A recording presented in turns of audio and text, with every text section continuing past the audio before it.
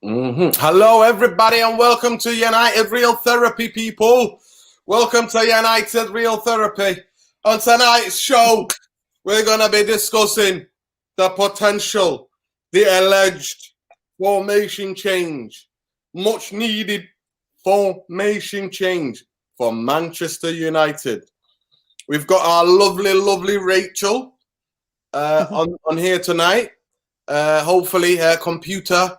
It's got a inbuilt cooling system, so it doesn't go out because it's a bit of a scorcher in the UK right now, people. People who are not in the UK, it is a bit of a scorcher. So big up to every one of you in here, guys. Here we go. Mighty Mundo is in presence as well. Big up Mighty Mundo. Big up. Easy. Oh, I don't know what's happening there. Oh my word. Look, my computer's heating up now and it's all flashing now. I'm telling you, I don't know what the hell is happening, but it looks like it's flashing. So let's go to this. Let's see if it stays like that. Wow. That's how things are moving. That's how things are moving. Mundo, welcome. Rachel, how are you doing? How are you keeping cool in London? That's the question. Oh, just drinking as much water as possible, really. Just chilling. Yeah. No, there's nothing. There is nothing, to be honest with you. Me and my dog have just been dying. My poor dog. She's just lying there, breathing heavy for hours on end. She won't drink water for some reason, so I've got to squirt it on her. But yeah, it's all good. You okay, Nuruddin? You're on mute, bro. Mighty Mundo, how are you? Rachel, I'm glad that you're keeping cool.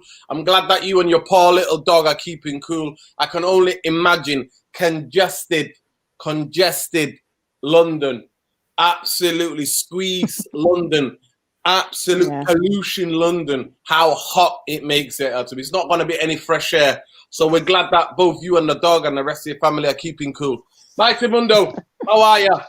I'm sure you're in London as well, man. How are you keeping cool, man? How are you keeping cool? Are you loving the weather or are you like, I can't take it no more? It's hard, man. You know what? It's hard in the evenings because there's no air. But we're lucky that in London we've got a lot of outdoor space. So, you can get outside and enjoy the weather now that, the rules have relaxed to go over the rules. But, boy, in the evenings, geez, it's hot, man. Proper hot.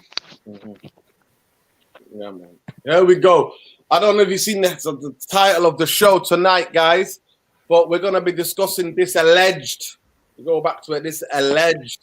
formation, this change of formation for Manchester United, apparently alleged formation to make Man United more attacking. So we're going to dive into what the 4-3-3 formation offers. Big up to every one of you in here. Big up Tom. Big up man like Callis. Big up Fra. Big up to every one of you in the comments. So we're going to be looking at that, this alleged change of formation. So first, I'm going to go to you, Rachel.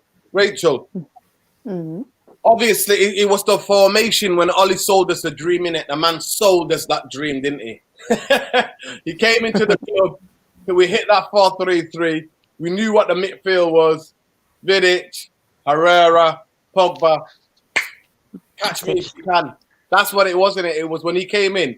It was that first 3 months. Man sold us all a dream. It was all a dream. I used to. You know what I mean? It was a bigger remix. It was all a dream. Honestly, he sold it to us. So how, with the players that we've got currently, could you see us playing a 4-3-3 formation? No. Straight up. Do you know what it is, right? When Ollie first came, obviously Matic was, 2.5 years younger, which is a big deal in football, right? And even with Matic, Herrera, Pogba, there were still holes in it, but it worked at the time because it was different. People weren't used to us playing that way. And when they started to find us out a bit, we started to have problems towards the end of the season. Now, I understand the frustration with the 4-2-3-1, but just like the 4-3-3, we just simply do not have the defensive midfielder or the regista type, whatever you want, someone who holds. We don't have that player anymore. And people keep saying Matic, but we all know that he's He's too slow now, and he can't play multiple games like in a row because he's just not at that age anymore, right? So unless we get someone who can play the holding role, regardless of whether Pogba leaves or not, we need someone in that role first and foremost to play the 4-3-3. And even with the 4-2-3-1, you still need a specialist in there, which we've never had. Our midfield's a mess. You know how I feel about the midfield, Nuruddin. Don't get me started.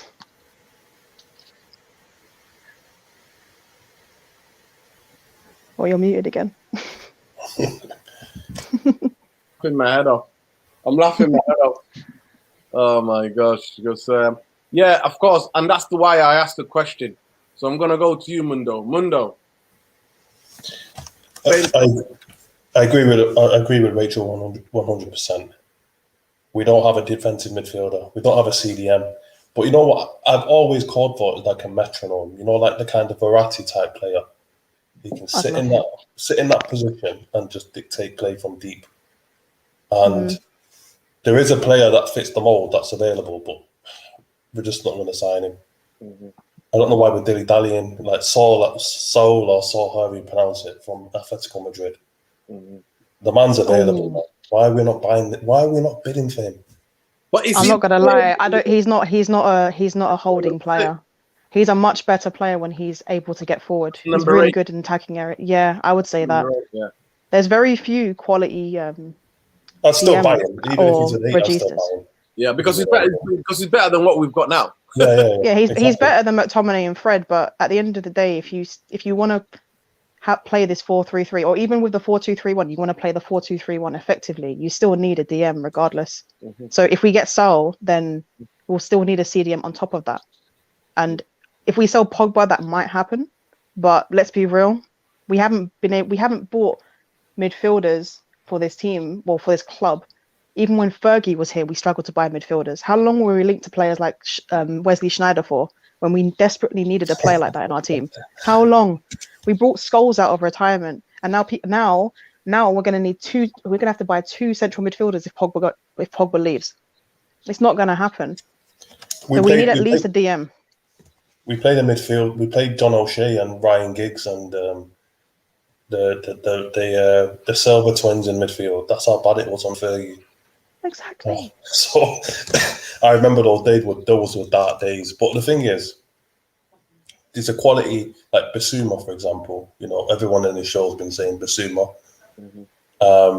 He's available for 30 million, but it just seems as though this is why I'm holding fire in terms of our recruitment this summer, because everybody knows the Varans, everybody knows the Sanchos, but I want to see that wild card signing. That one that's like Basuma for me would be a wild card because yes, he's a good player, but he plays for Brighton. He's not playing for like Bayern Munich or whatever, Real Madrid, the big clubs. Are we going to take a punt on a play like that? That's what I want to see. We're not going to see that. Do you know why we're not going to see that? It's because the people that are in charge of this football club, okay, common sense isn't common. There's no structure. And do you know what? Let's be honest. I've said this before, yeah? The best solution and the most common solution is always the last resort with Man United. And when it comes to last resort, it's always too late. Now, for example, when we signed Paul Pogba, okay, we did not need Paul Pogba. But that was when Ed Woodward was like, we can get him. Commercial, blah, blah, blah, whatever. Now, if you buy Paul Pogba, okay, common sense says, right, we know what he's good at. So for his deficiencies, let's bring in certain players that can complement him. Now, that being said, we can say all we want about the Serie A League, Juventus. Listen, we could say the argument is that, he had Marquisio and Pirlo. He still had to perform. Okay, now you're coming into a different kind of league, okay, where he plays for Man United. Everyone hates Man United. Everyone lifts up their performance against Man United. Help him to perform. Provide a platform for him. Now, that being said, 4 or 5 years later, wherever it is now, we're in a position where we have done all the projects. You dropped off, brother. You dropped off. By the way. Oh, sorry. Can you hear me now? Yeah, we can hear. That's the sound of bits and bobs. You know what? That's our brother. My brother. Our brother. Come on. Welcome to the show. How are you dealing with the sunshine? Listen, Edinburgh, Listen, bro. like How I are you said to you, keeping your son cool? How are you cooling? You're all bro, we're right? cooling, we're browning and we're cooling, bro. You know, we're topping up the melanin, we're getting nice and brown, a nice bronze. You know what I'm saying? It's good. It's good. You know, it's birthday weekend. You know, we're happy. You know, Man United can't ruin my happiness. You know, that's why Brilliant. I'm on the show. Yet. You know what I mean? The therapy. You know, because we come for the therapy. But yeah, but just to finish here, when you're saying with the wild card, respectfully, we're Man United. We should always be doing that. We used to always do that. There used to be a name that we'd be like, wow, Man United are after Ronaldinho. We all know what kind of signing that was. Varane, Juan Sebastian Varane. You know, we are a club that's supposed to buy these players, but under the management and the people that are in charge of the purse, it's not going to happen. Now, we all know what's going to happen. I hate to say it. Pogba will leave, okay? But they will rinse the commercial of Sancho. We've got Sancho, get Sancho, get Sancho. Buy some next Welsh player or something and be like, yeah, one for the future. And then we'll come top four. and then it's, you know what I mean? I hate to say it, but we know what's going to happen. And it pains me to say, I told you so, because I know what's going to happen. And this time next season, I'm going to be like, yeah, I told you so. You know? So yeah, sorry, that's what I've caught up with. I've just caught up with everyone what people were saying. So, Yeah. No, yeah. actually, you know what? Dude, thanks for having me on. Nah, brother, it was the perfect thing for you to jump in and interject. So let's just have a look at what we're thinking about the history of the 4-3-3 formation. 4-3-3 formation is actually made famous by the Dutch school, isn't it? And actually, it's from the 1930s. It was teams in England. It was I think the fella Chapman at Arsenal and other teams in the UK that were experimenting and exploring. But the Dutch bought the total football, which incredibly enhanced the 4-3-3 formation. Yeah. And the biggest thing about the 4-3-3 formation is that teams who play, you want to make your team, the 11 players on that pitch, to be about 15 or 14 because of the three different, basically, the lines and how the teams can create triangles. So there's always a pass option. So it's kind of possession-based kind of football, really. That's what the 4-3-3 was. That's what the Dutch in the 1970s, you know, they took that formation, combined it with their total football. And throughout the decades, throughout the generation, you know, in Spain, they took it next level and that got them the European Championship, the World Cup. Spain and to the next level. Now, in Latin America, they did it in a different way as well. They had that kind of where they had the 4-3-3. They would have two sitting midfielders, and the fullbacks became wingbacks. Then the inverted forwards will become like the wingers will become more of a strikers. That comes from Latin America. You can find it in Brazil, in Argentina, in Colombia. You can find it in a lot of different Latin American countries where the two fullbacks became, and then you overload. The idea of overloading that came from Latin America, and the fullback, especially that is in Spain. The first time I've seen, like, especially Cruyff, I was old enough. Me and Mundo are old enough to watch. We remember what Cruyff teams were. You know what I mean? We watched the Cruyff teams, and we watched the Dutch teams. Me and him, I remember we were watching that 95 Dutch Champions League winners, Louis van Gaal, where they're basically full of teenagers, and they beat the great AC Milan in the final, 1-0 Kluivert. So this is just to give you a bit of historical context, because in this show, people, we go to the historical context.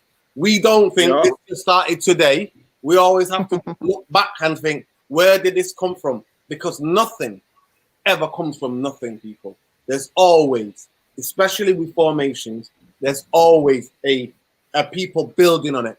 But once a formation becomes, people built on it. And that's what's incredible about the 4-3-3 formation. There are two different ways the 4-3-3 formation can be played. It is purely possession football, so almost like tiki-taka, like Barcelona did. I don't think the Dutch, I mean, that Louis van Gaal team and the Cruyff teams, they played it differently. I mean, that's what I'm saying to you about different managers. Different managers took it. So, for example, Guardiola used it, and the whole of Spain used it as a tiki-taka. It was to overload every part of the pitch so that they could have an extra pass on that ball, because the triangles are like that. Always like that, aren't they? You know what I mean? They're always like that. But Nurdin, can I ask you a question? That a player is always optional so that you can keep the ball away. Now, I look at way Liverpool use it. Liverpool use it in that Gegenpress. That becomes the number 10. That becomes the Gegenpress, becomes the number 10. And the idea of that is to have one creative or one guy who's fit, or to have three midfielders that can get the ball back, and the three attackers that can press. But the other thing is that also is the two centre halves, soon as they get the ball from the goalkeeper, you know, Alisson, at Liverpool, Van Dijk can absolutely smash that ball 30 yards, 40 yards, 60 yards, 70 yards to Salah or to Mane. And how many times have we seen Liverpool do that? That is where they think, at a time when teams think, okay, we're going to try to press Liverpool, and they play the kind of high line against them. Sometimes, and also, it's a way to get advantage when you have this organized defense. So when you look at it as the first pass, because your goalkeeper needs to be good on the ball. The way that I've seen it played perfectly is that your goalkeeper has to be a ball playing, because the triangle has to be built. And the best use of the 4-3-3 formation is to have play out from the back. And I'm going to come to an absolute brilliant comment by Kelly's Wambin Lassie here, who is the chief reporter of the United Real Therapy people. He's Therapy Army chief reporter.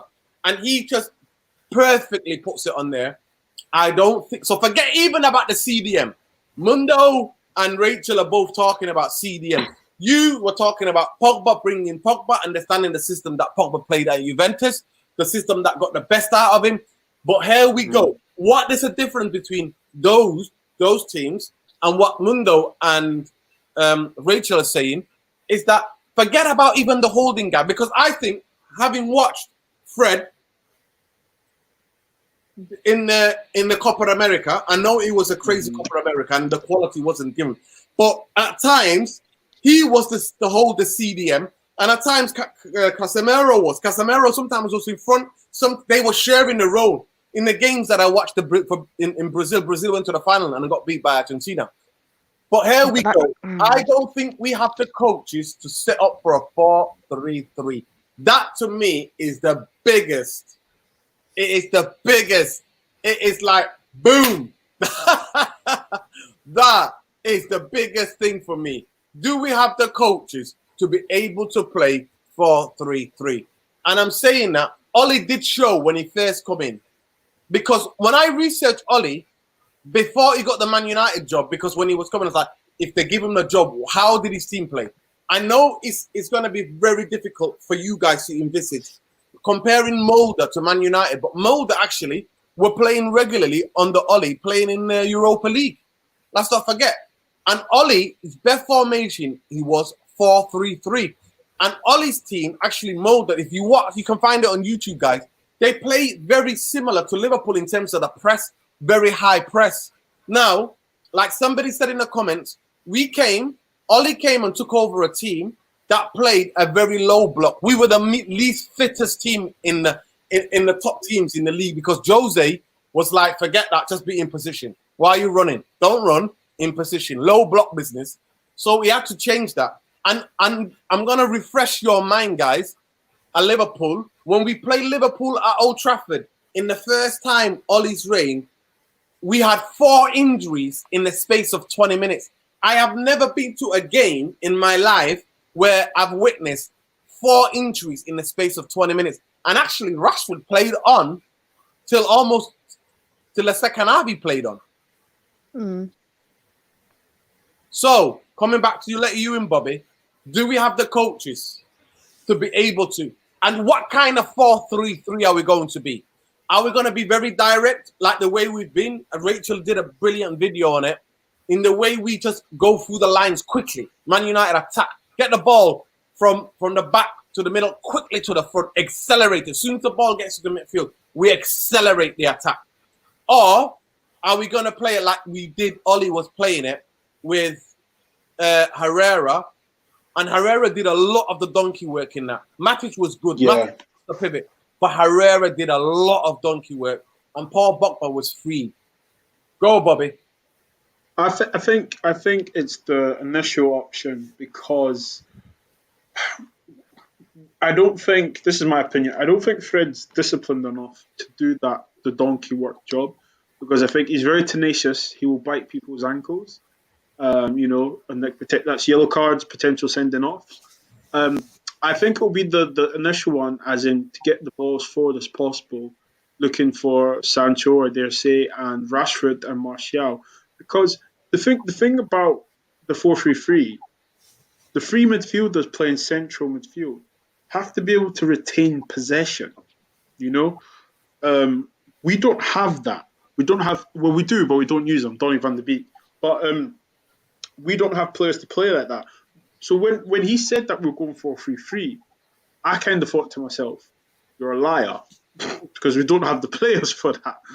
But I think it'll be the initial one, Nuruddin, because he was trying to go on pace, kind of counter-attacking, front to back, direct. And the coaching-wise, we don't have the coaches. We don't have any specialists. And no disrespect to these guys. They're inexperienced. They've got the biggest job in England. We're going by someone who's done youth football. We're going by Michael Carrick, who's not only been retired for a couple of years. God bless him, he's trying. But, we don't need someone who's trying right now. We need someone who's doing the job. But with the 4-3-3, it's very simple. Your wide players have to score the goals, okay? And also your middle striker. But the three in the midfield have to be able to create, do the donkey work, do the defending, and keep possession. And the jury is out on all the midfielders, central midfielders, Manchester United right now. There's only two players in my mind right now. Pogba, Donny van de Beek. You could probably make an argument for Wambasaka if you play him in midfield, but he's not got the legs, And, we've not even got a DM. Yes, Fred played deeper than Casemiro, but that's not his natural position, So then again, you're saying we'll play a 4-3-3, but you're still going to ask players. You're cutting out there, bro. You're cutting out a little bit. Neil Ashton is in the mix. Is that better now? Is that better now? Yeah. Say that last bit, the last sentence again about Fred and Casemiro. So Fred and Casemiro, we saw Fred. I watched it as well in the Copa. He was playing deeper, but that's not his position. Okay, I think Casemiro is just a better football player than him personally, and going forward. However, we're still asking Fred to play out of position in a 4-3-3. So it doesn't matter. You could change the formation. You still have the same personnel. Yeah. Sorry, I'll let other people come in. Sorry. You know what? We got Ali Bumbaye in the house. Ali Bumbaye, thank you for joining us. How are you keeping cool? How are you keeping cool? That's the question I've been asking. It's been a wonderful heat wave in Manchester. How have you been keeping cool, and how are you, brother? Evening, everybody. How am I keeping cool? I'm not keeping cool, man. I'm melting. Melting away. Melting. Yeah. Talk to us. How are you? Yeah, thank God, man. No complaints. Everything's is going well. It is few degrees too much for me, to be honest. And at night, it's like sleeping is like trampolining, man. It's not working out. Yeah, trampolining. Yeah. Listen, so we're asking the question. You see the title of the show. We're talking about, do we have the players to play 4-3-3 formation? Alleged. It's a lot of PR, Manchester United. So this was apparently leaked to ESPN, one of the journalists who covers Man United. And it was apparently to have been said that to say basically like, this is what we're going to do. We're going to be more attacking. Obviously, everybody knows where we finished off at the end of the season, how we struggle against anytime we play against a low block. I think the last game of the season was showing it for what it is. Even we got two creative players on the pitch. So, yeah, welcome, guys, to the community. Please like, share, and subscribe to the channel. We cannot do this without you guys. You're a part of it. And some of the comments have been absolutely first class tonight.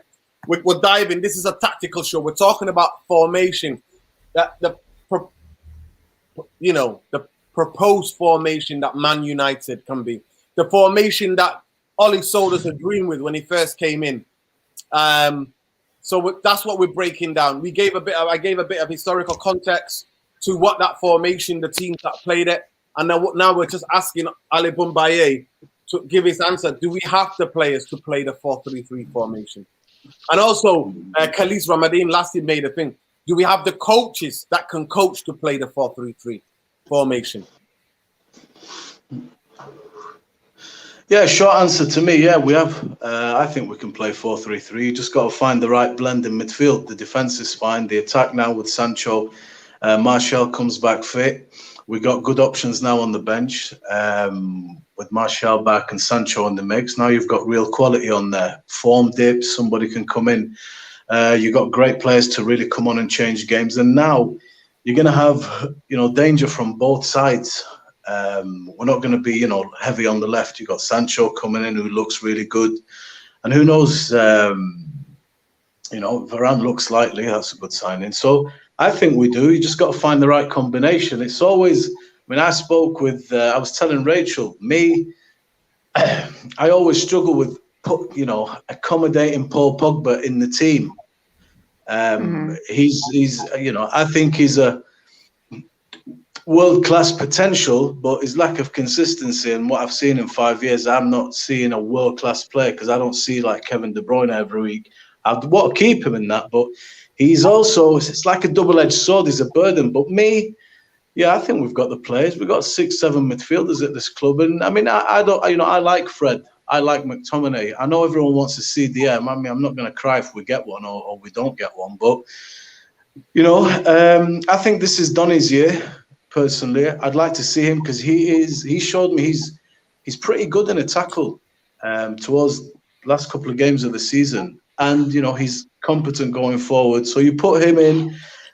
Then what you're going to do, you're going to put Bruno and Pogba and Donny. I don't know. I think that's a bit exposed. So you need to put somebody in there with an engine who has got some aggression about him and some tenacity about him. And if you don't get a CDM, you put Fred there.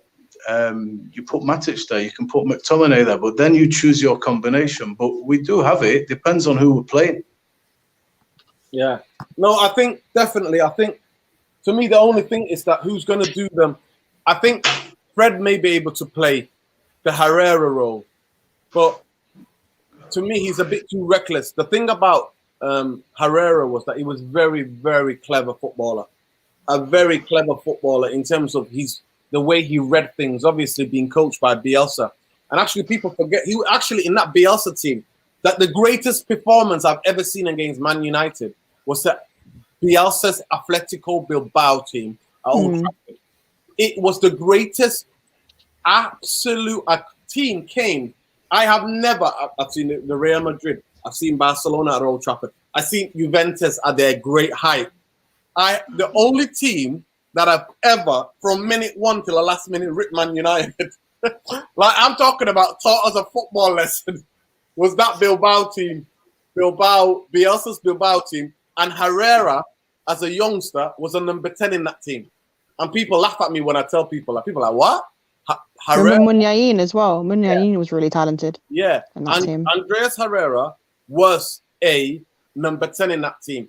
They absolutely played 4-3-3. They bossed us. Us off the park. Yep. Absolutely. Their fans, I have never seen fans like this. I actually walked with them. I walked with them because I was going to get the tram because they were singing. They were singing and I was just amazed by the colours and how passionate they were. They walked, and you know what? I was going to get the tram to Old Trafford. I just walked with them. I finished work, and I was like, you know what? I'm going to get a burrito. I'm going to Old Trafford. I'm not even going to try to go home. I'm going straight to the game. And I actually walked with them to Old Trafford, and they were singing all the way from City Centre to Old Trafford. And then when they got into the stadium, they stood up for 90-odd minutes singing. They outsang us, and their team outplayed us. Who was the coach, though? I have never witnessed that before. Never. Who was the coach, though? Who was the coach that day? Bielsa. It was Bielsa. Exactly. That's what I'm saying, though. You've got a man with a brain Bielsa. as a coach. And you know what? It was the actual game talking about Paul Pogba. it was that actual game that Paul Pogba, I seen Paul Pogba for the first time play first team football for Man United. And I think the weekend before he got dropped and the De Silva brothers played in midfield against Blackburn because we had bare injury. And that's where Paul Pogba was like, I'm off.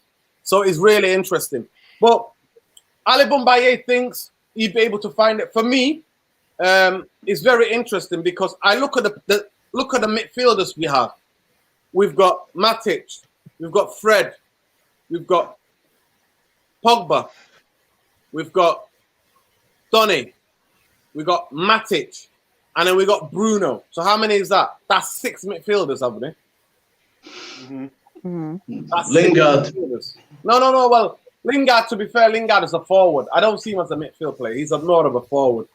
Lingard is off the ball running, where, to me, the biggest thing, what people are saying Lingard has to say, I'm like, Lingard, unless you've got brilliant passers who can find his movement from the midfield, from deep, he's no use to us because he best plays when he's got space to run into. That's why he's got so many goals for West Ham towards the end of the season when he went to them, because West Ham kind of like counter-attack teams. They do this low block kind of stuff with you-know-who boys, and they quickly at pace attack teams. And Lingard has got lots of space to run to. Unless you've got really technical footballers, midfield players who are going to find him, against the low block, he's ineffective.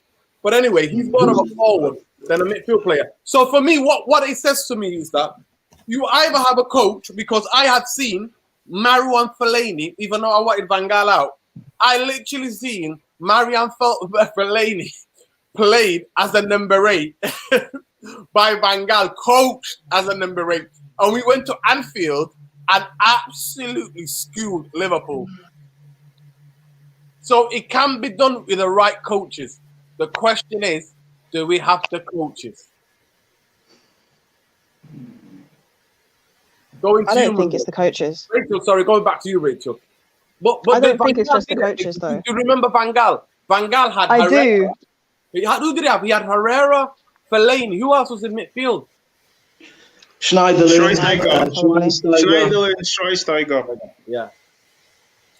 Paddy McNair. He played Paddy McNair in midfield as well, didn't he?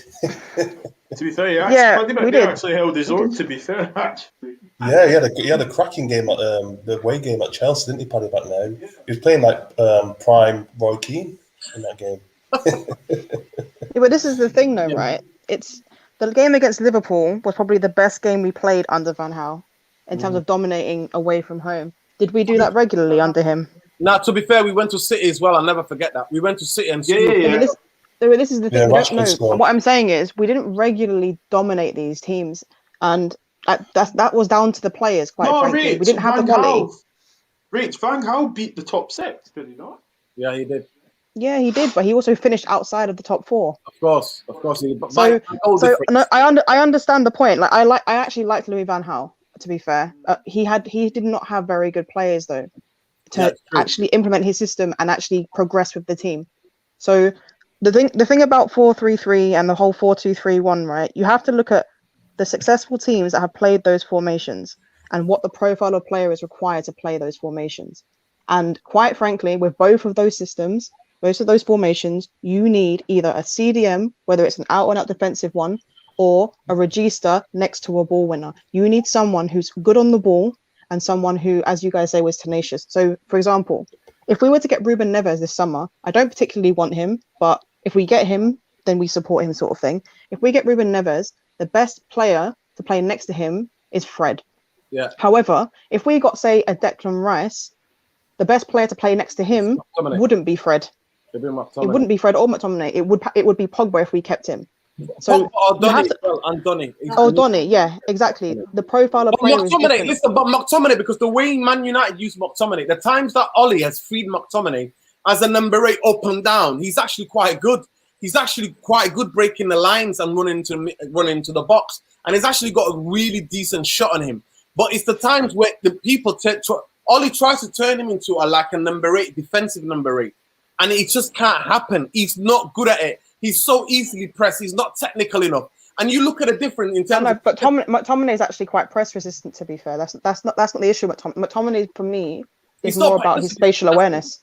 Yeah, it's more his spatial awareness and his positioning. Both him and Fred are a problem with that kind of thing. They're not disciplined enough. You're absolutely right. But McTominay has improved maybe it's a question of semantics, Rachel. But the best press-resistant players have the best spatial awareness because they can see from where they've been pressed and they release the ball before the players get to them. So the ones who've got the better spatial awareness, they already know before the ball's coming. They know where the ball is going because they have that. They understand. They see it. They see this like picture. And the best one of the best ones, obviously, is it was disgusting literally in football where Xavi could do it.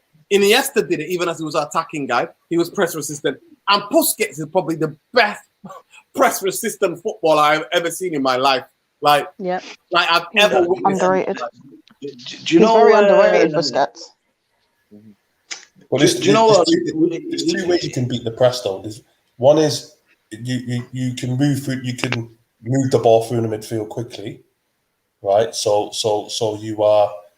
you're comfortable on the ball. You've got good ball retention. You can move the ball, progress the ball quickly, or you've got an out ball. So as soon as that ball's in your feet, your head's up and bang, you're passing it forward 30, 40 yards.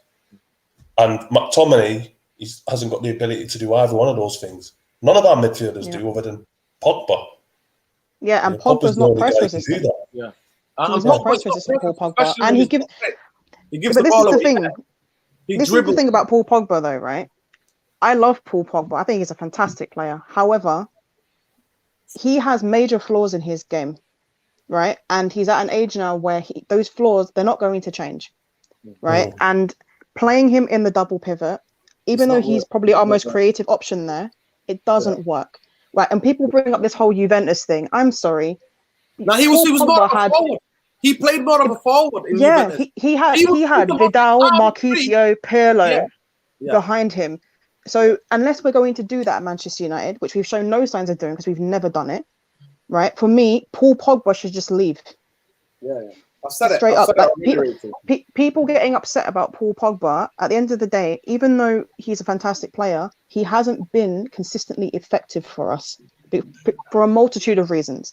So I'm cool with him leaving and us getting a midfield that's effective. It might not be as talented as Paul Pogba, the player that comes in, but at the end of the day, what we need in midfield is we need synergy and we need players to be effective in there. And too often, our midfield is not effective enough.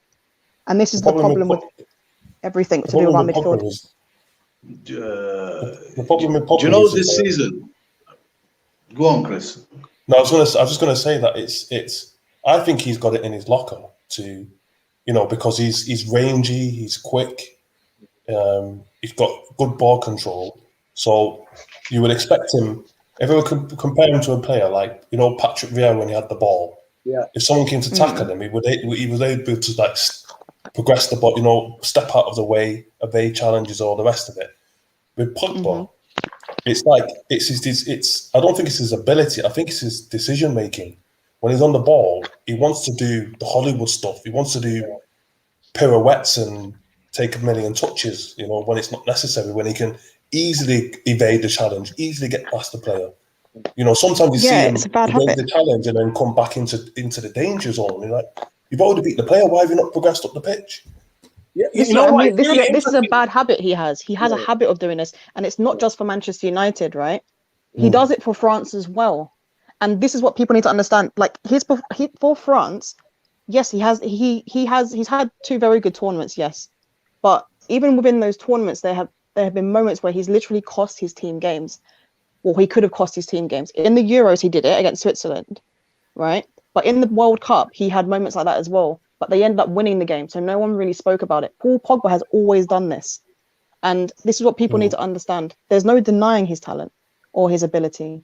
But these little flaws, unless you're creating a team around him, he's not going to be effective for us. Exactly. And Rachel, I will say to this, right? In France as well, because the game, international football, is a lot slower. The team is set up to cover for obviously Kante. He's got one of the best holding midfielders in the world.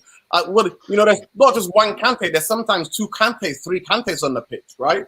So, but also in the World Cup, they had Matuidi. Yeah, and also exactly Midfield as well. But also the way that France plays as well, they help because he's very pragmatic. They're already in position. So when he loses the ball, because they're not fully attacking, France hardly fully attack. They're very pragmatic in the way they play.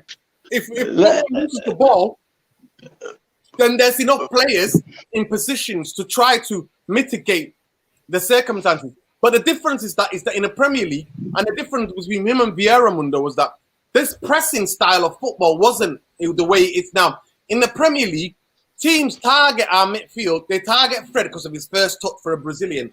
He's got Fred from Stoke touch. That's what he's got. Fred from Stoke, right? That not a Brazilian Fred. He's got a Fred from Stoke kind of touch. And then the second thing is Pogba, Fred because from you understand Pogba, especially when he plays in the two, he's our most creative because he's got the ball they can hit. And what do coaches and other teams think? Stop the force. The best way to mitigate the strikers or inverted wingers or our attacking players from being going one-on-one or overloading, because we do this thing where we cheat. Greenwood and Rashford, they don't hardly trap back. You see, now and again they might trap back, but especially Rashford, they play on the half turn. He plays on the half turn because we cheat in that sense. When we win the ball back, the ball then goes quick. So what they do is they target our central areas, regardless if it's Pogba, if it's Fred, if it's McTominay. They target them and they quickly go and hunt the ball down in the central areas. And I've seen Fred get dispossessed. I've seen McTominay get dispossessed. I've seen Donny get, because teams know that, they understand that when they press us, there's some stat going on there, people. It actually showed, not last season, the season before. When you press Man United, the win percentage of the team that presses Man United is up here. It's some ludicrous stat or percentage of teams that beat Man United. So it's not just Pogba, it's all of our midfield, because the way we play, the way when we get the ball in midfield, we like to hit our players, especially because especially out wide, we don't ask Rashford, or if it's Greenwood, whoever's on the other side, or if it's Rashford on the right, or Martial, we don't get them to trap back as often. At times, we let them stay halfway. Liverpool do similar things. Now and again, when the team's building slowly, the other team's doing slow possession build-up, they might be able to get back in position and help. But other times, when the ball gets into the team's attacking us quickly, we cheat. They play on the halfway line, or just inside the other team's half, and we win that ball back, then we go. That's how we play. So it is really interesting for me to think, how do Man United play? Because to play really good 4-3-3, you have to have two centre halves and the fullbacks who are super comfortable on the ball, and that can only be done by repetitive coaching on that training ground. Ali Bumbaye, I'm going to let you in.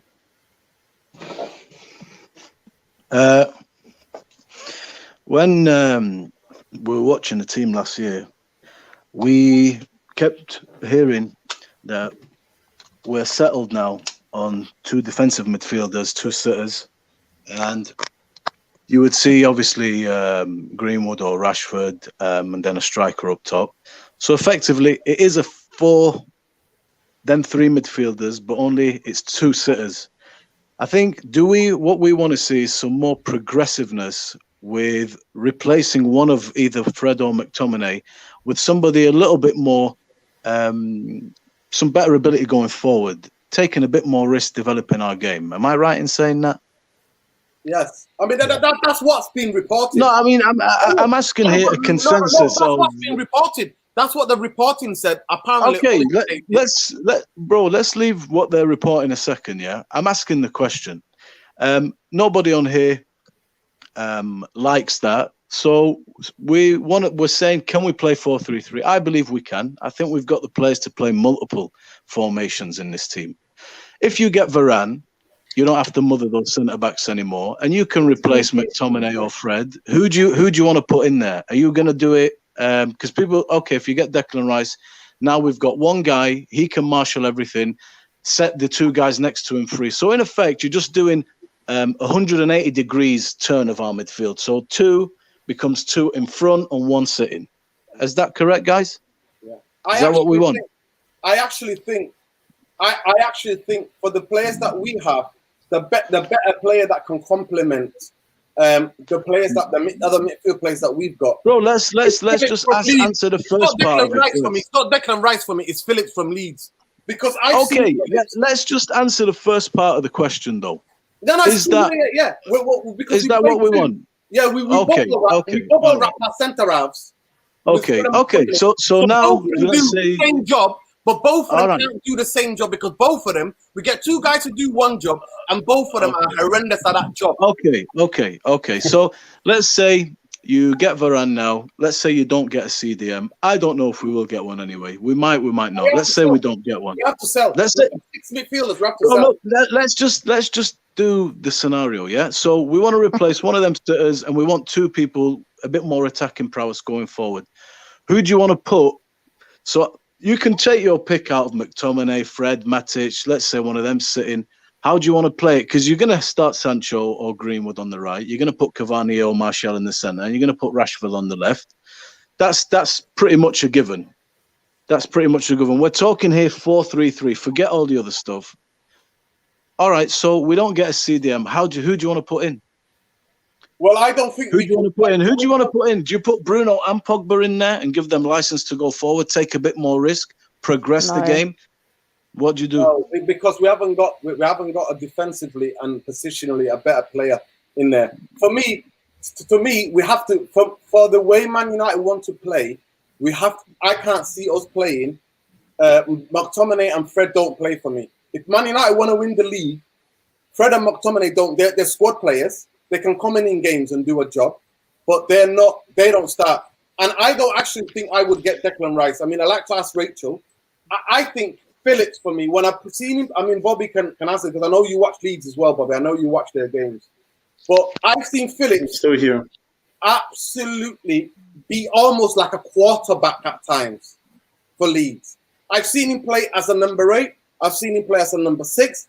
And I'm also seeing him sometimes as an attacking number 8, where he's more forward positions in the way. And I've seen him do that in one game. But that's Bielsa, and Bielsa is one of the greatest footballing minds and mavericks, right? So actually, Declan Rice for me does the hunting. He'll hunt, he'll follow back. But in terms of passing ability, if we were gonna play to get the best out of Pogba and Bruno, to me, Phillips, because why? Of his special awareness and his passing ability. He is the player for me, personally. I think he's better than Ruben Neves. I think he's better than Ruben Neves in terms of passing. I think his spatial awareness is better and his fitness is better. He obviously Bielsa. They play for murder. You got to remember, I right? disagree. Phillips. You got to remember Phillips. Phillips for England, was impressive. I know why you're talking about. He played as a number 8. Was Phillips really impressive? Was he really impressive? I don't think he was. I think he had one very good game. He had one very good game, but overall he wasn't all that. You've got to remember, he's playing alongside Declan Rice for the whole tournament. Yeah, you get me? So you guys, so are we saying we're happy with the two sitters? We just need somebody better to do that, or are we wanting to play a 3 where we sacrifice one of those in front of the defense and just put 1 and then 2 going a bit more forward? Yeah, that's the plan. That's what Ollie apparently. That's what he said. He was going to play 1-6 and he's going to play 2 8s, isn't it? That's what he said. 1-6 and 2 8s. Yeah. So, you guys think Phillips or Declan Rice is the answer for us to put Pogba and Bruno? I mean, Basuma will be the best, but in terms of passing, the one that I've seen do it for Leeds, and I think a lot of people are sleeping on Phillips' passing and awareness. He's passing for me for an English guy, and he's young, especially. What is he? 25? I think he's 25. He's 25. I think he's about. But 20. his passing. Do you know what? His passing is because at Leeds he has options, though. They have a system where he's always got an option. That's why we call him a quarterback. Because when it breaks, he's got the ball. He's got runners either side or even through the middle, and he can go backwards because their centre backs are good on the ball. So it's okay to say he can do that, but if he was coming to Man United, we need to look at the options he has. But Fred and McTominay can't take the ball off Harry Maguire. Harry Maguire misses them out. So, I mean, what we say, we're going to bring Phillips in there? I don't think Phillips is even that better as a player than Fred and McTominay. Okay, he can pass, but I'm telling you this. He is better, but He's not that If great. you drop, Paul Scholes done it. You drop 10 yards, you got space, you got runners in front of you, boom. Do you know what I mean? That's my opinion. But you know what? The thing about Basuma as well, I think I've never seen. I mean, I didn't watch Brighton that often. I did see Basuma. He's technically gifted to pick up the ball from the centre halves, from the fullbacks. But I have also seen him play as a number 8 at times and be very attacking for Brighton. And the system Brighton play, you know, the midfielders can exchange. I don't know what's the youngster. What is his name? He's got. I think he's got Arabic name. What's his name? He's light skinned. He scored against Liverpool when they beat Liverpool at Anfield. I forgot he's a very young player. Oh, is it not? Is there not Perret? No. Oh, I know who you're talking about. Wait, sorry, I missed that. It's basically there's a young player that plays next to him, and they're the best when they complement each other. To be fair, when I've seen Brighton play, but the way I see Basuma is more of a number 8 that has got he's got good defensive responsibilities. He's aware of his defense. And he's good on the ball. He's good on the ball. Yeah, he's very good on the ball. I think one thing is for certain. Whoever we buy, we can't afford to have any more passages in our team. Players who can't even pass the ball 5 yards. You know, if we're serious, we want to challenge teams like Man City and Liverpool. You look throughout their team, all of their players are comfortable on the ball. All of their players can pass. You look at, for example, Liverpool's midfield. You know, Henderson's. People sleep on his passing range. He's a very good passer of the ball, Henderson. Yeah. Yeah, he is. And then they play Wijnaldum, who's very technical on the ball, and then obviously Fabinho, who's also got a good passing range on him. And then City's midfield speaks for itself. He would have been perfect for me at Man United, and we said it. We were saying it for years, Mundo. Let's get that guy. Let's get that guy because we've seen him do it for Monaco. We've seen him play as a centre half. We've seen him play as a right back. He can play any position because he's technically gifted, and defensively, he's an absolute nightmare to play against. And I was shocked that the Brazilian coach picked Fred ahead of him. Casemiro's more experienced, and he's more. Yeah. But we whatever they do in this transfer window, whoever they buy, it can't be just. It's got to be somebody who's got a well-rounded game. So it's not just they can put a foot in. They've got to be able to pass the ball. Exactly. But this is the thing. Regardless of Pogba leaving, right? If Pogba stayed, we still needed a central defensive midfielder. Rachel, I'm going to ask you that question. I know that you've been impressed with Declan Rice recently. Is Declan Rice that deep-lying, ball-playing midfielder from Man United? Can he do that job? So with Declan Rice, he's actually better on the ball than what he displayed. No, because he's a lot better on the ball than people actually give him credit for. And you didn't see much of it in the Euros, to be fair. He didn't play the same way he does for West Ham. I was quite annoyed with it. He had very good moments as well. But the thing is, this is the point I was making before. If you want a defensive midfielder, you need to have a player next to him, like a Pogba, right?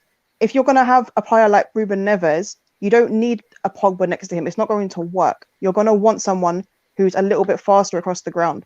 This is what I'm saying to you. It's regardless of whether Paul Pogba leaves, we needed a central defensive midfielder in the first place. And if Paul Pogba leaves, we need another central midfielder. I'm not going to be long.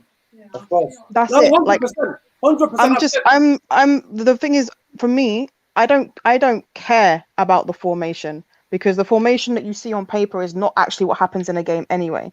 So for me, it's about the profile of player being right for what we want to do. It's as simple as that.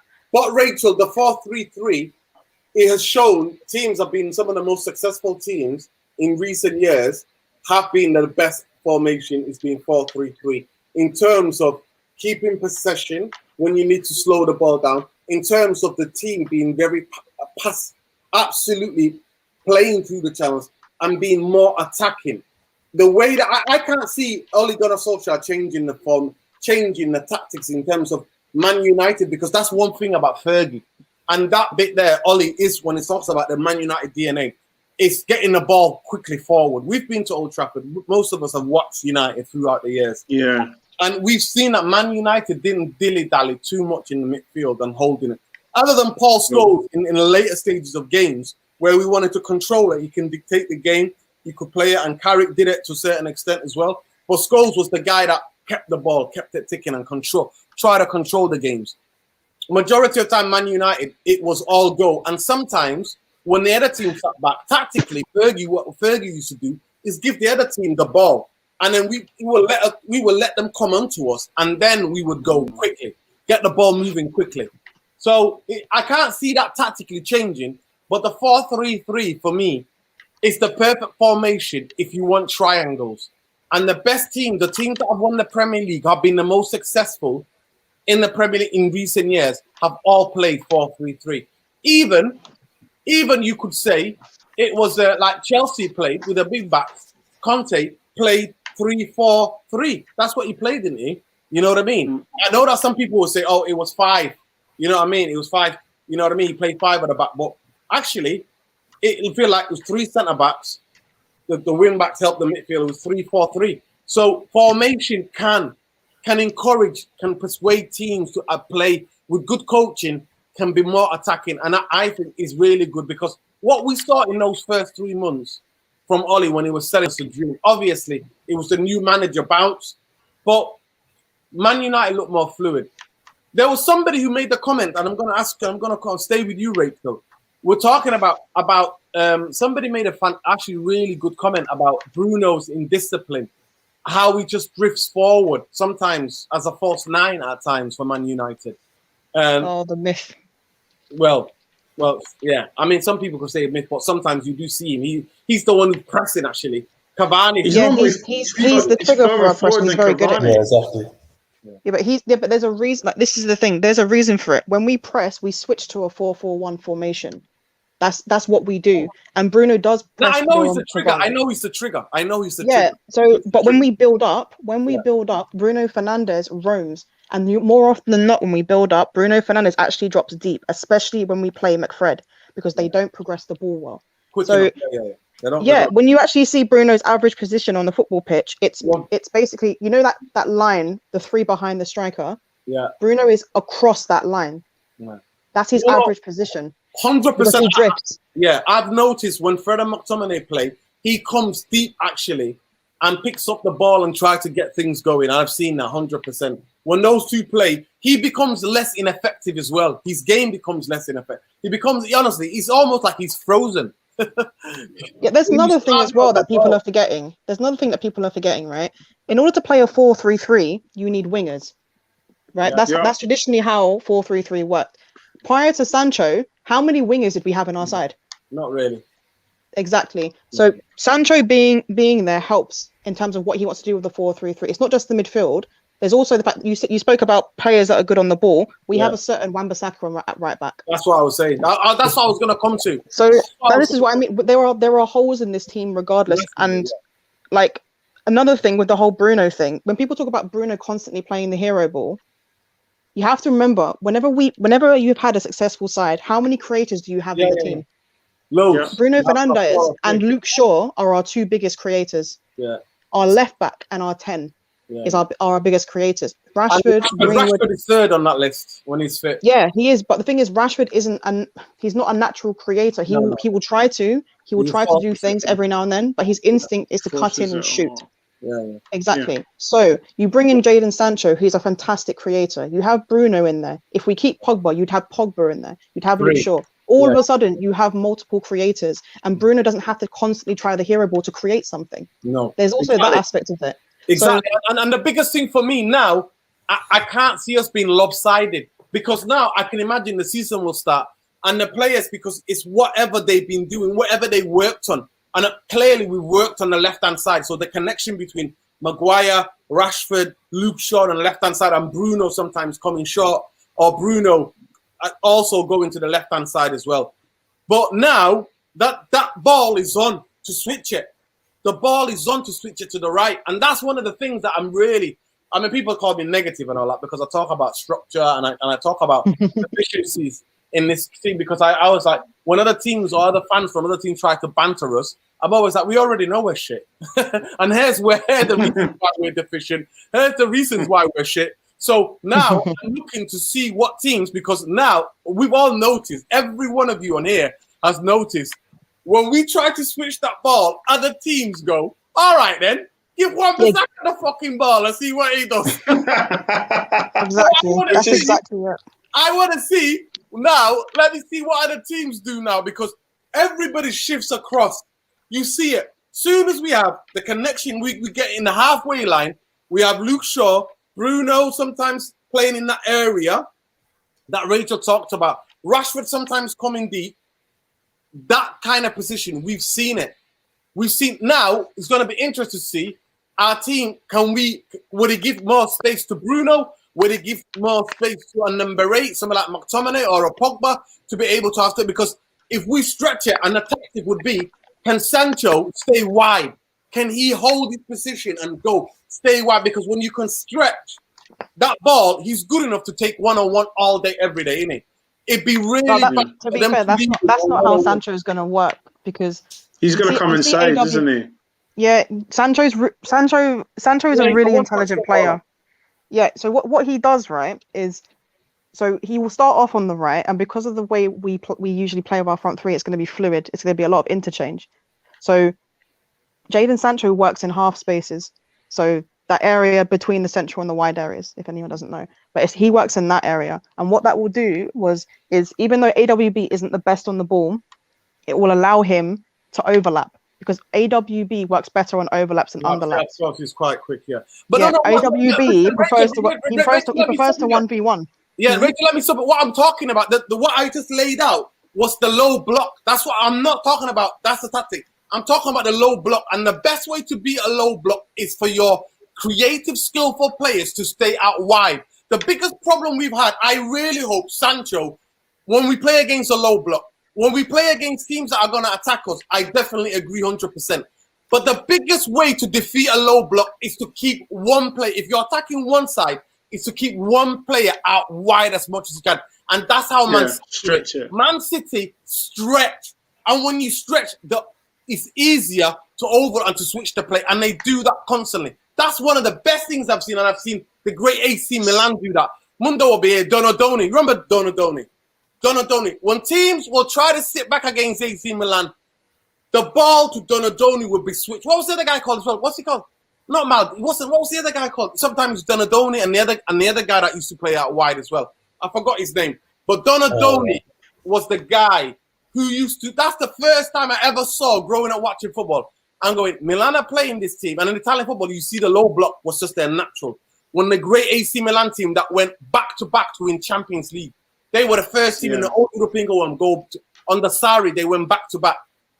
Donadoni would stay out wide, and that's how you get the best, is to isolate, to go high and wide, and to stay there and be disciplined, not always coming to join in with the play. Because if you do, everything gets too congested, and you're relying on some incredible 1-2s or some trickery to be able to beat the low block team.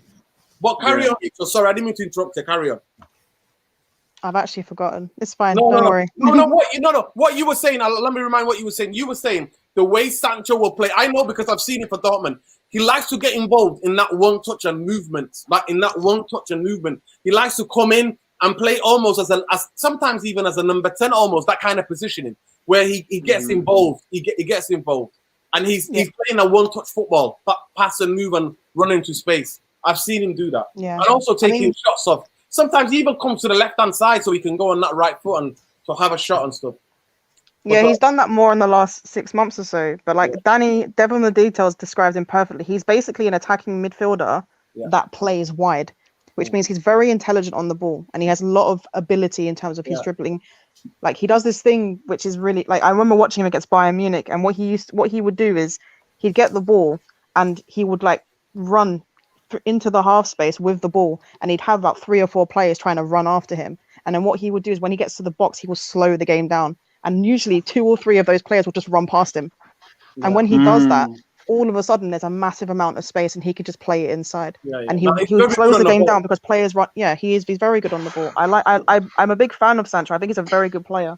Yeah. But do you think we should take a punt on Zaha? You know what? But Rachel, it's going to be super interesting to see how he handles the Premier League. Because I've seen him I watched him for youth football for Man City against United, yeah, and we were like, oh my god, look at this kid. He was just incredible. I remember him coming on, and I was thinking, who the hell is this kid? And honestly, within 20 minutes, he won Man City the game, basically. But it's going to be very interesting that teams now.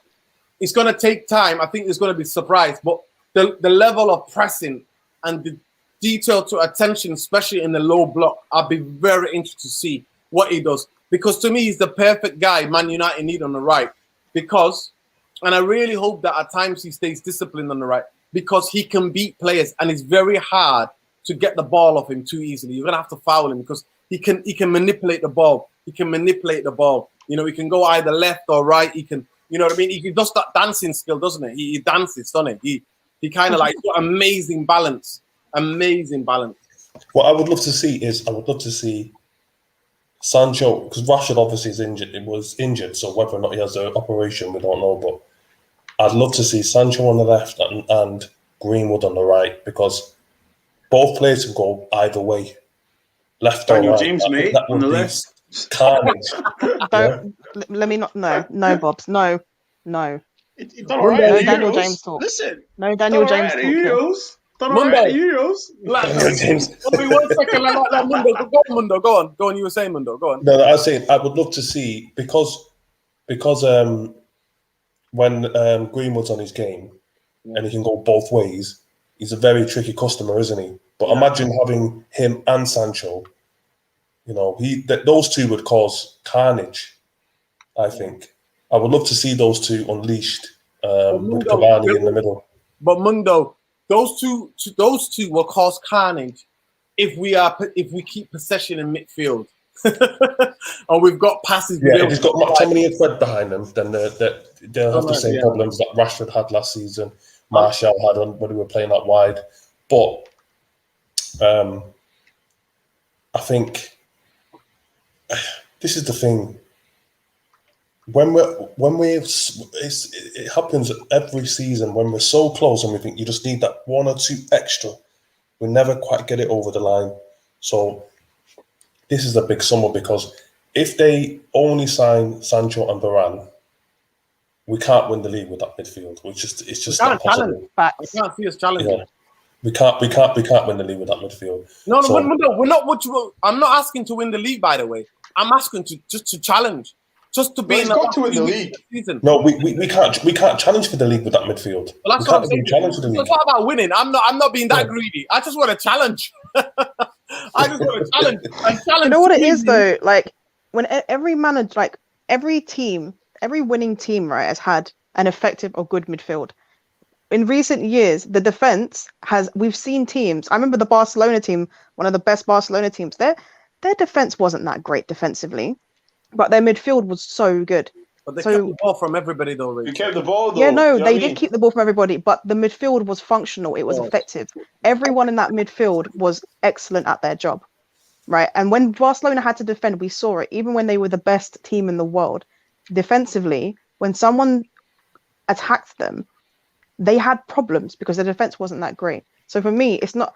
Don't get me wrong. Varane, Maguire, Shaw, AWB to an extent, whatever. Defensively, it's fine, right? But we still will need a midfield, because if our midfield isn't good enough and it gets bypassed like it does, then it doesn't matter how many good defenders you have there, you're going to struggle because more teams are going to be attacking you consistently. And that means there's going to be more chances for you to make a mistake. And that happens to us often. You think, for example, Virgil van Dijk is a great defender, right? If you put him next to someone like Lindelof, and you had that midfield in front of him, do you not think he would be exposed more often? 100%. As good as he is, 100%. He would be exposed simply because teams will attack him more, and there's more chance of making a mistake. It's not like he's immune to mistakes; he's made them before. So we desperately need this midfielder. You know me, Nuruddin. I've been crying for this midfielder for the longest time, and we have still not the got only one. I'm sick of it. I don't want to see McFred. I don't want to see I don't even want to see one of them. Listen, for the first few months of the season, at least. Rachel, in 2012, I wrote a Facebook status. Can we sign Lasana Diarra and Schneider, please? Oh my god! I wrote that in 2011. Lissana Diarra was just the energetic, that the form that took him to Real Madrid, and Schneiderlin, both of them was like, can we please sign them? Can we please sign those players? I'm going to give you one little fact. The most distressing thing, Bobby, and I'm going to get you in a minute, is that the myth of Scott McTominay and Fred doing a good defensive job for Man United. You just mentioned Liverpool, Rachel. We conceded more goals than Liverpool, and you've seen what Liverpool had to buy a guy called Phillips and some other guy from Preston and some kid from a team that was getting Kabak. you know what I mean? A 20-year-old from Germany. So Man United conceded 29 or 28 goals at Old Trafford with Fred and McTominay. Shocking. I mean, 6 of them were against. What are they in the team for? What are they there to do? What are they there to do? Bobby?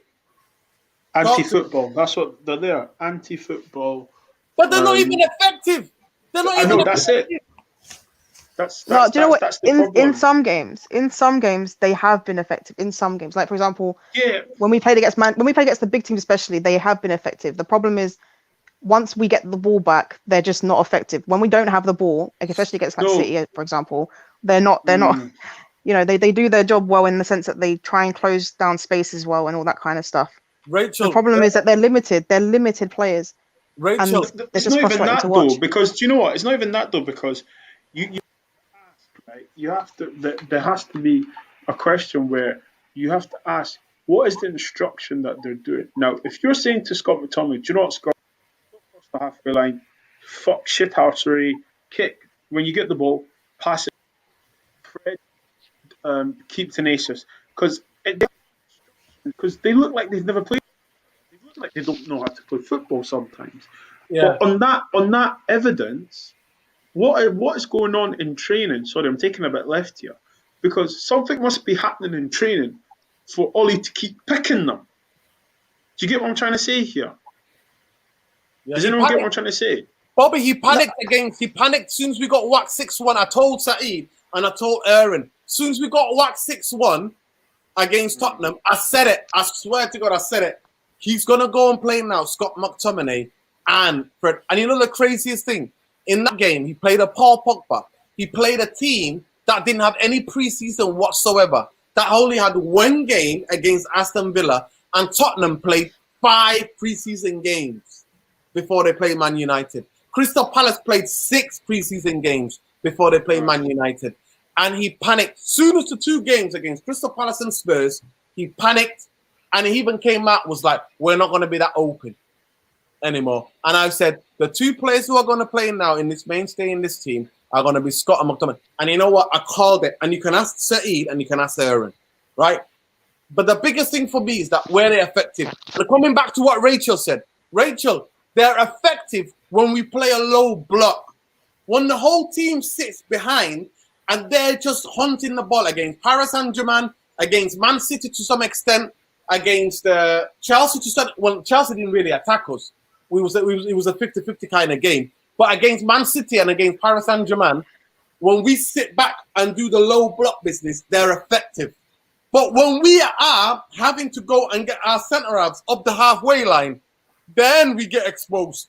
Because when they can't even keep possession or keep hold of the ball, soon as they lose the ball, teams that are our defence and there's space to run behind them, we absolutely get slaughtered. So, and I'll end it on this one. Quick question, guys.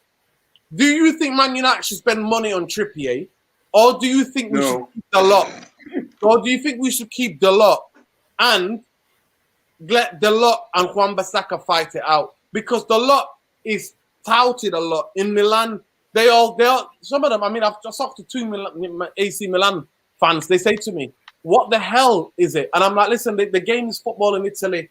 It's a lot slower, so he's got more time to get. You know what I mean? He can be more. His technical abilities can come to that." I said, in England, you don't get given time. You get pressed, especially Man United defense. You get really pressed, and his positional sense, obviously, is not his fault.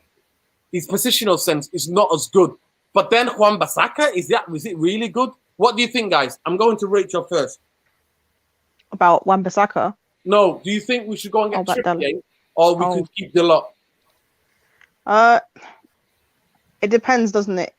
If Delo doesn't want to stay, then we have no choice but to get Trippier or another right back. To be fair, because I'm sick of AWB. If I'm being honest with you, but if we get Trippier for like, I don't know, 15 million, it's nothing, isn't it? Really? Yeah. It's not a big deal. No, it's not. It's nothing. 15 million is nothing. If we have to go and get him for 35 million, then no, because he's not worth that much. We paid Pogba that 15 million, to be honest. I don't. No. Rachel, I've already said Pogba needs to go. I've said it. Pogba's time is done at Man United because I'm no longer willing to sit here for him to become the scapegoat for everything that goes wrong with Man United. His time was done when Mourinho left after that season. Mourinho left after Oli came in. He should have been gone. So I agree with you on that 100%. Can I just say something quickly? Actually, we never see the comments. You see the comments are saying Fred looks bad because of McTominay. Fred's worst games were played alongside Matic. Of course, because Matic. So it's not just McTominay that's an issue. Fred is an issue as well. No. Fred's worst games were alongside Matic. If you remember that Crystal Palace game, it was a worse performance than we lost 6-1 to Spurs. Yeah. It was the worst performance I've ever seen. And Matic and Fred were disgusting in that game. Like horrendous. You know what, Rachel? I can add West Brom to that as well. Oh my god. Yeah, horrendous. Oh my god. Those were the two depressive results of the season. And they were both draws. But they were the most depressing. Oh. Yeah, and like don't get me wrong, right? I think Fred is a better player than McTominay. Overall. I don't think either of them are good enough. But to sit there and say that Fred plays poorly because McTominay is the biggest load of nonsense I've heard in a long time. It's ridiculous. I'm sorry, it is. It's insane. Both players are limited. Listen, they don't complement each other. It's like Maguire and Lindelof. They don't complement each other. I understand that, but they don't make each other worse. I know that they're both just limited. Mundo, yeah, they are. Mundo, coming to you. So the first question, in terms of just picking up on the point that Rachel's made, McTominay doesn't make Fred hit the ball out of play from when the player stood 5 yards away from him. That's not McTominay's fault. No. So I agree with Rachel that Fred has, for a Brazilian, that he can't pass the ball. That's nothing to do with McTominay. His passing's horrendous.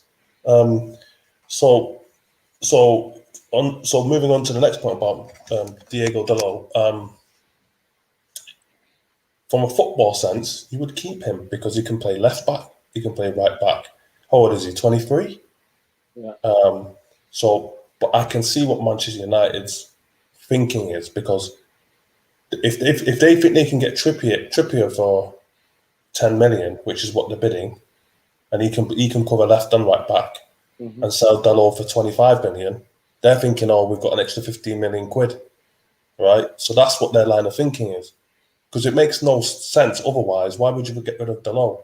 Because I'd sell Alex Telles before I sell Dalot, if I'm being honest. Because Shaw's down left back. Disappointing, isn't he? Yeah, I'd sell Telles, and Dalot can cover both left back and right back position. If you want to raise some funds. Yeah. It's interesting. I think Telles wants to stay. Telles has already said he really wants to stay. He wants to fight for his. But unless Shaw gets injured, he's not getting a sniff. For me, all I know is this. That's fine though. Listen. All I know is this. Yeah, is that Telles coming. Obviously, Shaw was playing decent before Telles came. He already turned psychologically. He turned like he was like. But with Telles coming, it absolutely speeded up the Shaw that Shoberto that we have right now. You know what I mean? We're one of the best players in Europe at his position right now, and one of our most creative players. I just want a similar effect on the right hand side. So wherever they keep Dalot, I think Trippier, for me, might be able to put more pressure on Wambasaka than Dalot. Me personally, because he's more of experience. He's played with Simeone in terms of positioning. I've been looking to that, and he's got decent. Here's a question for you, right? We all knew that Shaw had it in his locker to be better. So with Telles coming, that accelerated that, didn't it? Yeah. But Wambasaka is not good on the ball just because we signed Trippier. He was a former winger. He was a winger. Yeah, but it's not going to make Wambasaka all of a sudden good on the ball. That's the problem, isn't it? It's not like Wambasaka's fundamentals. Wambasaka's fundamentals are so bad. Okay. He's great 1v1, but the rest of it, I'm sorry, the decision making, the passing, his positioning, his inability to track a ball in the air. This is a guy that does no awareness. Do you know how many goals he conceded like this? That to me, his ability to track a ball in the air, it's one of the biggest. And that to me is a coaching issue, Rachel. Because I'm telling you now, if I had hold of him, I'm doing it again and again and doing it again and again. I'm going old school garage. But Nuruddin, he's how old is he? How old is he? No, you know what? Well, he's in his 20s, you know, he's in his early 20s. Yeah, so you're telling me throughout his whole career, not one person has tried to teach him how to track a ball in the air. Look where he came from, though. He was at Crystal Palace. Played right back for a season. Go on, Bobby. Yeah, but you need to. So see, listen, right? Ollie talks shit. Sorry, this is Ollie slander. I'm blaming Ollie for all of this, yeah, because Ollie told us he was going to play attacking football, yeah, attacking football, being brave, courageous, and young, yeah. Nothing of what Ollie talked about before we bought Wambasaka. If you want to play attacking football playing from the back, you do not buy Wambasaka. Okay? All jokes aside. I agree. You don't buy him. You don't buy him. Now, if you bring him in, yeah, you have to coach this guy. Now, what's quite worrying is that if you still have to coach someone to be technically better, then he's not for you. We need to remember, being a right back at Crystal Palace, being a right back at Manchester United, is a two different ball game. Crystal Palace, you are just expected not to get beat.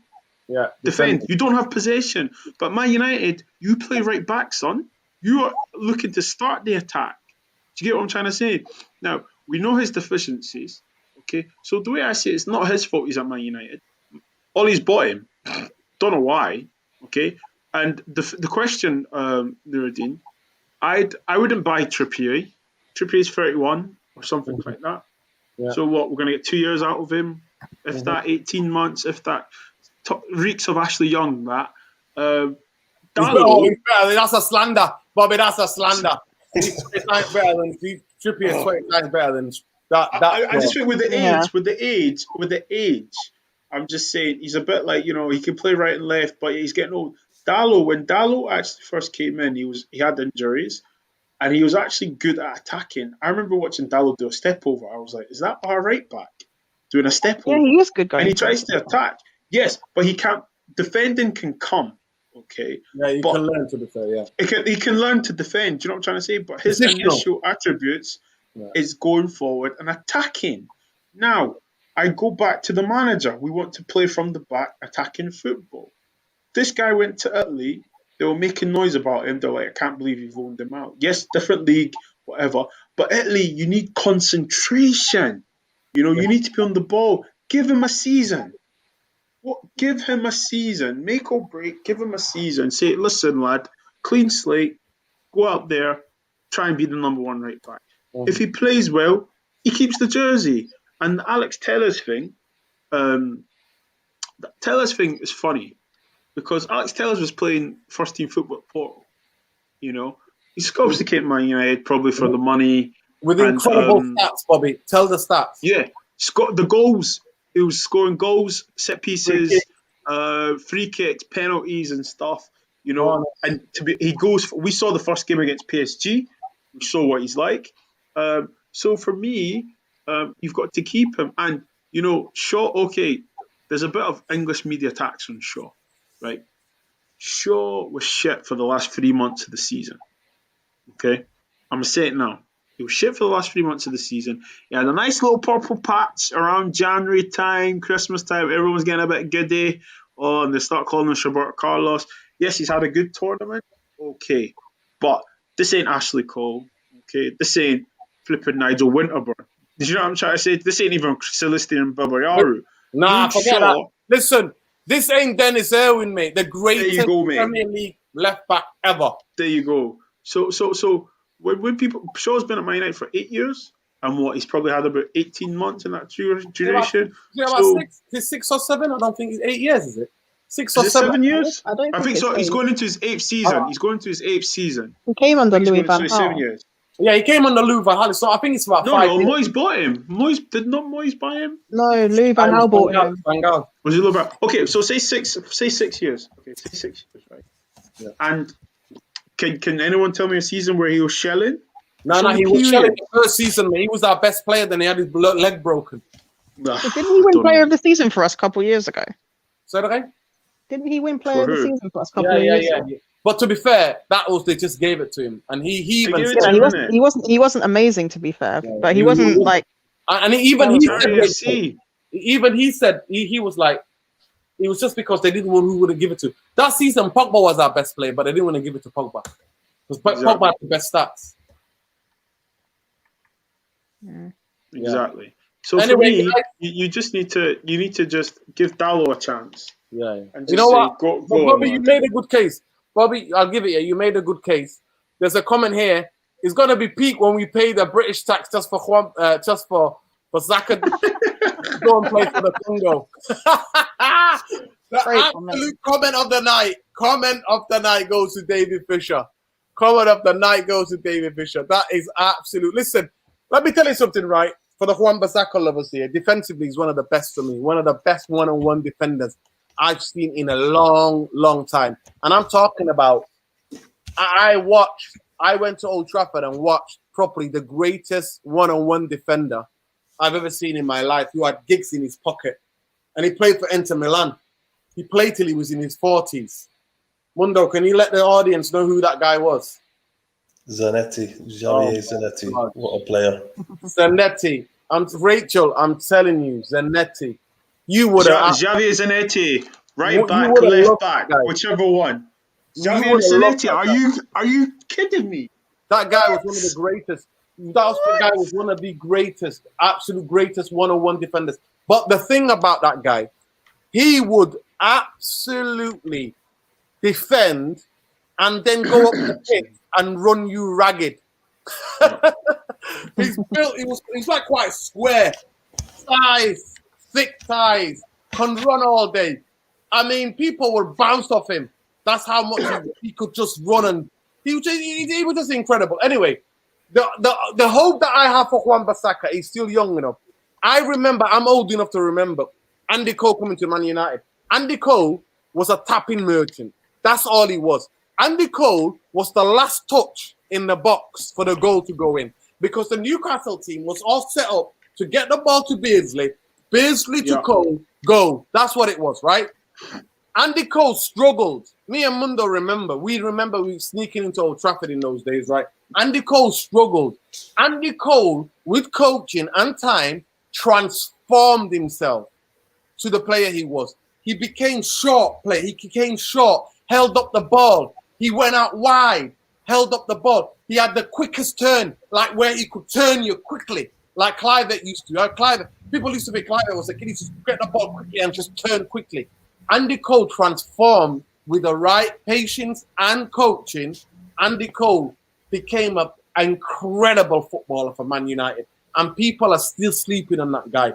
Because when he first walked into Old Trafford, from when he left, it was like night and day in terms of a player.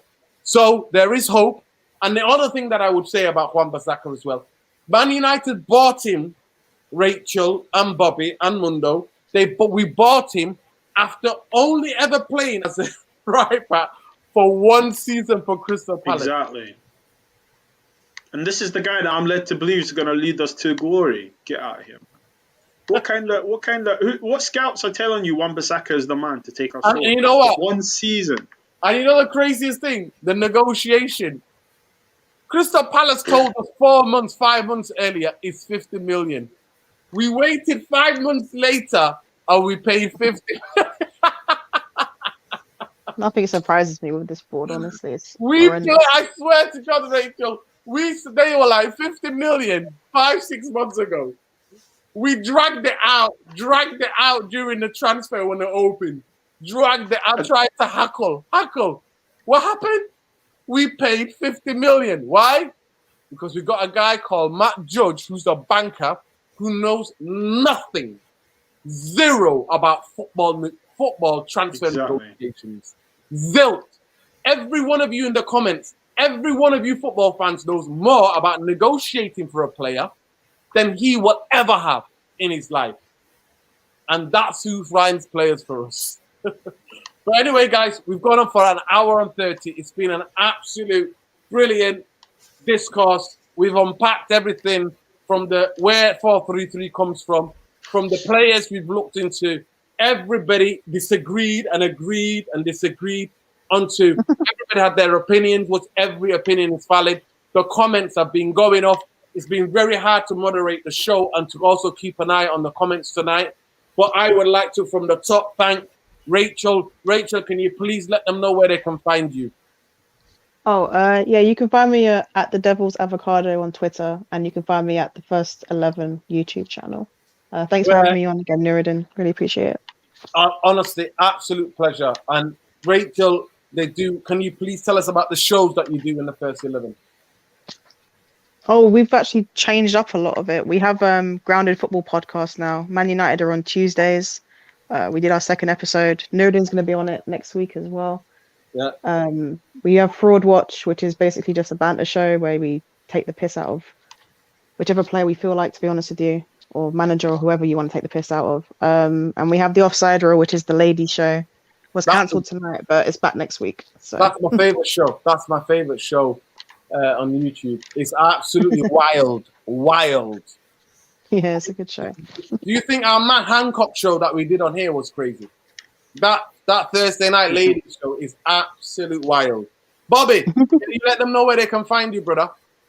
Yeah, you can obviously on YouTube, Bits and Bobs. On Twitter at @BitsandBobs_. You can find me on this channel. You can find me on Sarcasm City TV and Mr. Aaron United TV. Not Mr. Aaron United yet. And yeah, obviously I'm coming back with my podcasts. Just I've enjoyed my sabbatical. Yes. So yeah, I'm back on it now. Then thanks again for having me on. Always love, brother. Yeah. I can't wait to get back on your channel as well. I can't wait, bro. Oh yeah, don't worry. No don't problem. worry. I speak to Troy Townsend quite a lot. Troy's gonna try. Me and him are trying to pattern something up. Oh, he's brilliant, man. He's brilliant. I seen a clip of him on social media the other day where he was educating those muppets on talk shite. Yeah. Oh gosh, they're so annoying. Some of the things they come out with. Simon Jordan. They do it on purpose, Rachel. They do it on purpose so that it trends. So that Did you see Simon Jordan's thing with Trevor about not agreeing with the knee and stuff? Well, come on. What do you expect, bro? No, I know, but I just thought, really? I was just like, really? Bro, it won't surprise me if that my guy has got a Nazi uniform in his closet. It won't surprise me if Simon Jordan's got a Nazi uniform in his closet. It won't surprise me. I won't be like, oh, shocked. Oh, I'm shocked. I won't be that shocked. Trust me. Mundo, let them know where they can find you, bro. They can find me on Twitter at Mighty Mundo and also on this show. And just on that point about talk shite, was it Jamie O'Hara was trying to argue that John Stones is better than Varane? Yeah. Oh, you're not serious. No. Like, It's what they said about Ben White. Remember what he said about Ben White? He's like, I don't know why they're going for Varane. They should jump on Ben White. Varane. And the guy who was on with him were like, Are you serious? Yeah, I don't know how he's going to be in the Premier League. This is what I'm talking about. This stupid English mentality. These guys don't watch. I actually think they do it on purpose. That's trolling. I genuinely think that's you trolling. can sit down and literally draw up and go, right, Danny Murphy, Trevor Sinclair, what's his name? That guy who used to play for Tottenham. Jamie O'Hara. Oh, garbage. Jamie O'Hara. You're going to say that. They do it so that it trends on Twitter and it takes aggression and everybody having to go at them, and that gets more traffic into talk shite. So they do it on purpose. I've clocked them. I'm gonna have actually a podcast called the Pundit Muppet of the Week. So don't worry, they'll be love that. You know what? We'll be looking at all of the football. It's gonna be most likely on a Monday. We're gonna go through it and have a Muppet Pundit of the Week. And I know that 100%. The title holder is going to be Jermaine Jenas. One of the holders is going to be Jermaine Jenas. Craig Burley as well. Craig Burley on there. Craig Burley, Jermaine Jenas. Oh, Jermaine Jennings for me is just, yeah. And my guy's politics, if any of you will ever hear my guy's politics, basically, a guy called Nick Farage, right? Who's an out-and-out racist, who basically said, this I quote, Jamaican gangsters, drug dealers, do you want Jamaican gangsters living next door to you? Or do you want for them to be, what's it called? Evicted, basically. Get kicked out of the country. Like Jamaican criminals. I mean, he says that on one of his, I think he's on LBC. He was out there with him. I saw a clip, and Jermaine Jennings, he couldn't lick his ass quick enough, bro. And I was like, wow. And Jermaine Jennings, one of these guys who try to talk about knife crime and that, I'm from Nottingham. It's rough. But I have never known a bootlicker, establishment bootlicker, than him in my life. Forget about that. We know Jermaine Jennings, what he's about, though, innit? And that's where he thinks, and that's where he gets things money. But guys, the superstars of the show tonight have been you in the comments. Big up to every one of you. Big up to every one of you. Therapy Army, seriously. We can't, honestly, it's a collaboration. This show is not, and I mean it, I'm not just saying it for cliche's sake. I genuinely mean it. Because before I started a YouTube channel, for 2 years at least, all of you were on to me. Start the channel. When are you going to start your own channel? And I know that it was because of you guys that wanted a channel. So the Therapy Army don't belong to me. The Therapy Army is all of us as a collective. So big up to every one of you. Please like and get the algorithms up so more people can see this video, long video, 1 hour and 36 minutes. But we've had to do that tonight because we've had to go in depth. Because talking about this formation and talking about how the players that we think Man United can go forward, we've got 6 midfielders. Man United have to let 2 or 1 go at least for us to get a midfield player, for us to be able to maybe mount a challenge for a title this season. If, and a big if, we get Varane over the line. Because from the noises that I am hearing, when people were telling me for 4 weeks, breaking news, Varane is agreed personal terms. Second week, breaking news, Varane is agreed personal terms. Third week, breaking news, Varane has agreed personal terms. Fourth week, breaking news, Varane has finally agreed personal terms. That's what it's been for the past 4 weeks. All the clickbaiters on YouTube and everywhere have been telling us that he's agreed personal terms for 4 weeks, and we are no closer to signing him. He will have to go back. He will have to go back to Real Madrid training. He would have to go back, and we already know his agent is the same as Ancelotti's. And when Ancelotti, one of the most of his biggest attribute of Ancelotti is that players love him. Players love him, yeah. Also, did Varane not come out and say that he doesn't want to annoy Real Madrid, disrespect Real Madrid? So he's going to talk to Real Madrid first. Anyway. So all it is that Man United are willing to give him 12 million a year, and he's begging to see if they can match him or at least give him 10. Then he will stay. So guys, they probably will. Yes. Oh yeah. And today we've got to celebrate. Big up Samson. There we go, people. Tommy Robinson, that absolute Nazi hugging, bear hugging, Nazi hugging, uniform wearing. He plays with his Nazi dolls late at night. That Tommy Robinson has to pay £100,000 to a teenager, Syrian teenager, which he falsely libeled and said he aggravated and beat up little white girls when the kid, when he was at 15, was getting bullied and beaten up for being a Syrian refugee. Fuck's sake, man. So it shows you. It shows you. So big up to every one of you guys. Big up, and that's how it is, people. We keep it all relevant news. We keep it. So big up to every one of you. So please like, share, subscribe to the channel. Please follow Rachel on the Devil's Avocado on Twitter. Bits and bobs on Twitter and the Bits and Bobs on YouTube. Mighty Mundo on this channel, and Mighty Mundo on Twitter as well. I know that he'll be tweeting because the toddlers are getting a bit older now, obviously when he has a bit of a time. But love to you all, and you know me, Mr. Structure. And there we go on Twitter. So soon also another podcast.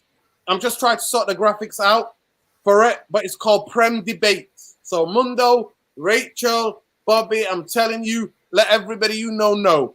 Prem Debate is about debating whether a player that you rate or player you think is trash. All you have to do is come on this channel and bring somebody else to debate with you.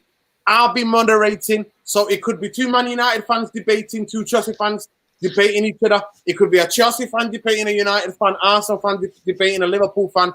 Prem debates, it could be all 20 teams. I'm going to try to find fans from all 20 teams. That's my goal for this channel because we want to reach out to more. We're going to reach out to more. I'm going to try to find a representative from all channels to basically come out and to talk about their club and to get their own fans to debate them or other fans to debate them. So it's called Prem Debates Podcast, coming soon. So United Real Therapy. Las Bienvenidas. Where are ya? Peace, love, light, always. Glazers out. Bristol Bankers, out you go. It's not just Woodward. Take the other two Muppets with you, my friend. And keep it locked, people. We'll see you on the next one. And I'm really looking forward to going on First XI next Tuesday, talking about grounded football. Man United, we're having it. Take care. Mundo. And then hopefully I might have Aaron here on Saturday. We might be doing a watch along on Aaron's channel, Mr. Aaron UTD. To do a watch along for the QPR. We want to enjoy before the season starts, man. We want to enjoy these young players, young Man United players. Hopefully they all get the loans that they deserve. But I want to watch it. I enjoyed the game against Derby. I'm looking forward to it on Saturday. So we'll be reacting to that on Saturday. If any of you guys are available, happy for you to have you guys come on here, shoot it back with me. But anyway, love to you all, people. Please drink loads of water. Take care. Wash your mouth. Wash your face. Wash your hands. And finally, wash your body.